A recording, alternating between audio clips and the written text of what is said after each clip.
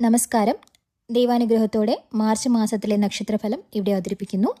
ഈ വീഡിയോയിൽ ഓരോ നക്ഷത്ര ജാതകരുടെയും ഗ്രഹസ്ഥിതി സ്വാധീനം, ജീവിതത്തിലെ സാധ്യതകൾ, ഗുണകരമായ ദിവസങ്ങൾ, ജാഗ്രത വേണ്ട ദിവസങ്ങൾ, പരിഹാരമാർഗങ്ങൾ എന്നിവ ഭക്തിപൂർവ്വം വിശദീകരിച്ചിരിക്കുന്നു.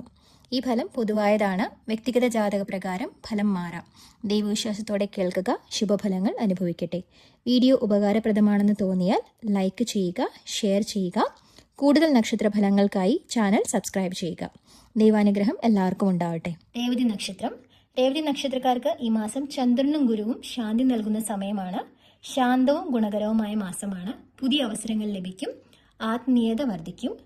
തിങ്കളാഴ്ച ശിവപ്രാർത്ഥന നടത്തുന്നത് നല്ലതാണ്. ഗുണകരമായ ദിവസങ്ങൾ 4, 13, 22. ജാഗ്രതാ ദിവസങ്ങൾ 9, 18. കൂടുതൽ വിവരങ്ങൾക്കായി ഞങ്ങളുടെ ചാനൽ സബ്സ്ക്രൈബ് ചെയ്യുക. നന്ദി, നമസ്കാരം.